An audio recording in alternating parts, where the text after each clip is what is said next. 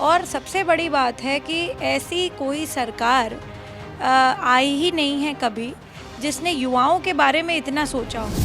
तो ऐसी दूरगामी सोच की सरकार कहाँ मिलेगी कि इसका कोई बहुत प्रचार नहीं किया गया कि हमने भाई आपको फ़ोन दिया है, जिस बच्चे के मार्क्स अच्छे आ रहे हैं, जो बच्चा मेरिट पे है, उस बच्चे को डायरेक्ट फ़ोन पहुंच रहा है। ये चीज़ का टेक्नोलॉजिकल एडवांसमेंट का मतलब है जहां मुख्यमंत्री जी नहीं भी पहुंच पाए, जहां उन्होंने ये प्रोग्राम नहीं भी कर पाए, तब भी अगर बच्चे की मेरिट है, वो चाहे किसी भी ज़िले का हो, उसके अगर परीक्षा में मार्क्स अच्छे हैं, उसकी मेरिट है, तो उस सरकार द्वारा नियमावली है उसके तहत मिल रहा है। तो ये बहुत बड़ा अचीवमेंट है। वित्तीय वर्ष 2024-25 के लिए उत्तर प्रदेश सरकार ने बजट पेश किया। मेगा बजट था क्योंकि लोकसभा का चुनाव भी है और ऐसे में उत्तर प्रदेश के बजट पर सबकी निगाहें थी। 7 लाख करोड़ से अधिक का ये बजट है।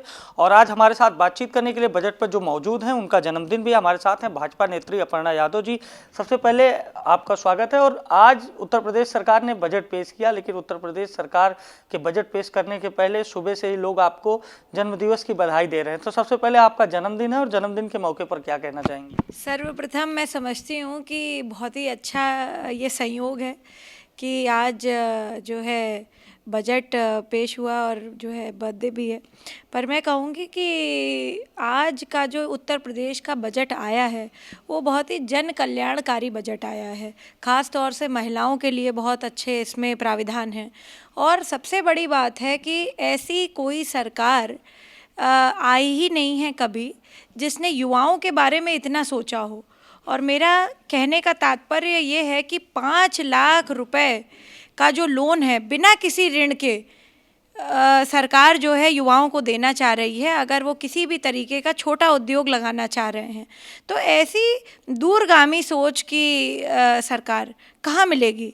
कहीं इस तरीके का जो है आप बता दीजिए कि बिना ऋण के बैंक तक लोन नहीं देता है, तो सरकार बिना ऋण के लोन दे रही है युवा को।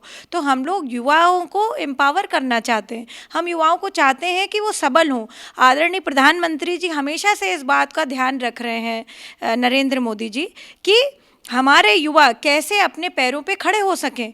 और उत्तर प्रदेश के बजट में इसका पूरी तरह से जो है ये प्राविधान जो है कि 5 लाख रुपए दिया जाएगा, युवा अपना जो है छोटा उद्योग लगा सकता है और इसमें उसको ऋण नहीं देना पड़ेगा।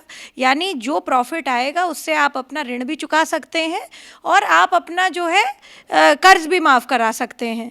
तो जब मैं समझती हूँ कि bank all over the world में ऐसी प्रथा नहीं है और यूपी गवर्नमेंट ने ये पहली चीज़ शुरू करी है, तो मैं बहुत बहुत धन्यवाद देना चाहती हूँ सरकार का कि ऐसे कल्याणकारी बजट लेके आए।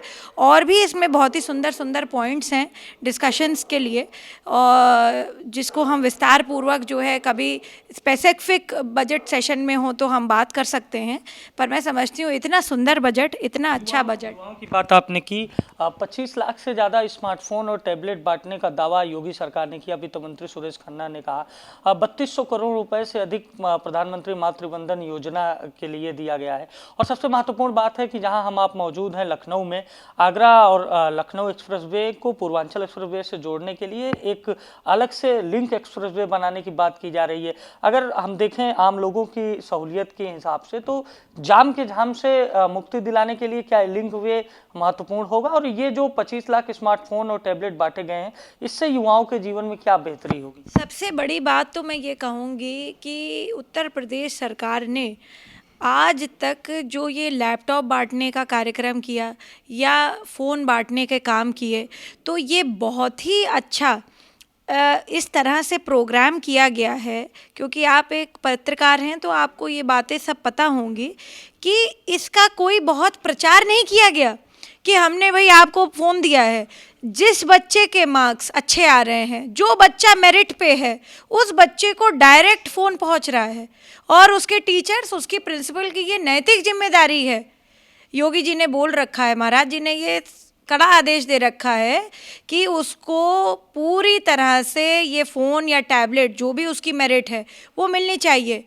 ये नहीं कि हम फ़ोटो खिंचाते रहें, या ये नहीं कि हम जो है एक कार्यक्रम करें उसमें जो है बुला करके बच्चों को सम्मानित करें, मगर ये चीज़ का टेक्नोलॉजिकल एडवांसमेंट का मतलब है, जहां मुख्यमंत्री जी नहीं भी पहुंच पाए, जहां उन्होंने ये प्रोग्राम नहीं भी कर पाए, तब भी अगर बच्चे की मेरिट है, वो चाहे किसी भी ज़िले का हो, उसके अगर परीक्षा में मार्क्स अच्छे हैं, उसकी मेरिट है, तो उसको फ़ोन या टैबलेट जो भी उसके मार्क्स के निमित्त सरकार द्वारा नियमावली है उसके तहत मिल रहा है। तो ये बहुत बड़ा अचीवमेंट है। दूसरी बात मैं कहूँगी कि उत्तर प्रदेश का सरकार का जो बजट है जस्ट डबल हुआ है इस बार। तो दिस शोज़ कि आपकी जीडीपी बढ़ी है, आपकी ग्रॉस इनकम बढ़ी है, आपका ग्रॉस डोमेस्टिक प्रोडक्ट बढ़ा है।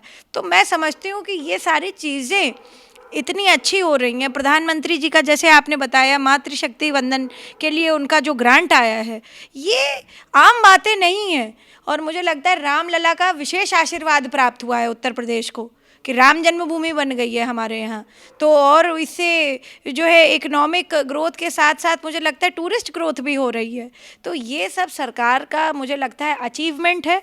और कोई भी कुछ बोले, अपर्णा यादव का कहना है और सब आम जनमानस का भी यही कहना है कि यह जन कल्याणकारी बजट है, रहेगा और आगे भी उत्तर प्रदेश सरकार आदरणीय प्रधानमंत्री जी की गाइडेंस में सभी कुछ जन कल्याणकारी ही फैसले लेंगे। एक आखिरी सवाल है, क्या ये जो बजट है ये लोकसभा चुनाव के पहले बीजेपी के लिए बूस्टर डोज होगा? क्योंकि बीजेपी अपनी तैयारी में है, एनडीए के जितने घटक दल हैं सब मिलकर बातचीत कर रहे हैं। माना जा रहा है कि 15 फरवरी के बाद सीट शेयरिंग पे भी बात हो जाएगी और बहुत आसानी से हो जाएगी, ऐसा बताया जा रहा है। तो ये बजट उत्तर प्रदेश 80 लोकसभा का प्रदेश और यहीं से प्रधानमंत्री चुनकर जाते हैं पिछले 2 चुनाव में।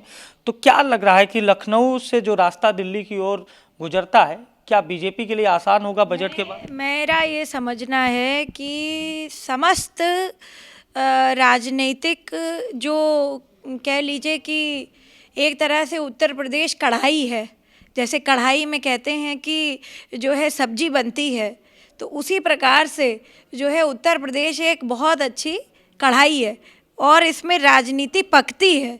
और उत्तर प्रदेश की सरकार के जो यह जन कल्याणकारी फैसले हैं, मैं आपको बता रही हूँ, और जो सनातन के प्रति जो लोगों का एक माहौल बना है, राम जन्मभूमि से जो लोगों के मन में एक दिव्य आस्था का संचार हुआ है, भारतीय जनता पार्टी को विशेष आशीर्वाद प्राप्त हुआ है रामलला का। कोई रोक नहीं सकता सरकार 2024 में बनने से। तो जाहिर है ये हमारे साथ भाजपा की नेता अपर्णा यादव जी हैं, जिनका आज जन्मदिन भी है और बजट भी पेश हुआ है। उत्तर प्रदेश सरकार का 7 लाख करोड़ से अधिक का बजट है। बजट पर भी इन्होंने चर्चा की और इन्होंने बताया कि ये बजट विकास का बजट है और इस बजट के आने के बाद उत्तर प्रदेश ही नहीं पूरे देश में भारतीय जनता पार्टी की केंद्र सरकार को तीसरी बार बनने से कोई रोक नहीं सकता है। लखनऊ से सहयोगी आयुष के साथ मैं अभिषेक, द लीडर हिंदी।